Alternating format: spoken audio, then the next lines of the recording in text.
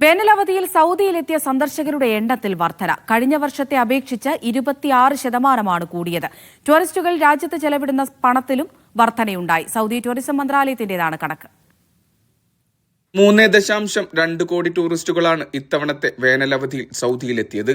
കഴിഞ്ഞ വർഷത്തെ ഇതേ കാലയളവിനെ അപേക്ഷിച്ച് 26% വർധന.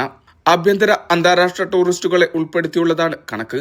ടൂറിസ്റ്റുകൾ ഈ കാലയളവിൽ രാജ്യത്ത് ചെലവിട്ടത് 5320 കോടി റിയാലാണെന്നും കണക്കുകൾ വ്യക്തമാക്കുന്നു. കഴിഞ്ഞ വർഷത്തേക്കാൾ 15% വർധന. സൗദി ടൂറിസം മന്ത്രാലയത്തിന്റേതാണ് കണക്കുകൾ. Jeddah, red sea, Taif, Al Baha, Asir തുടങ്ങിയ പ്രദേശങ്ങളെ കേന്ദ്രീകരിച്ച് വിവിധ സമ്മർ സീസൺ പരിപാടികൾ ഒരുക്കിയിരുന്നു. സൗദിയെ ആഗോള ടൂറിസം കേന്ദ്രമായി ഉയർത്തുന്നതിന്റെ ഭാഗമായി നിരവധി പദ്ധതികളും നടപ്പാക്കുന്നുണ്ട്. പ്രത്യേക വിനോദസഞ്ചാര കേന്ദ്രങ്ങൾ വികസിപ്പിക്കൽ, അന്തർദേശീയ ഇവന്റുകളും സാംസ്കാരിക പരിപാടികളും സംഘടിപ്പിക്കൽ, മേഖലയിലെ സേവന നിലവാരം ഉയർത്തൽ തുടങ്ങിയ പ്രവർത്തനങ്ങൾ പദ്ധതിയുടെ ഭാഗമായി പുരോഗമിക്കുന്നുണ്ട്. Mishal Cherpulassery, media 1, Riyadh.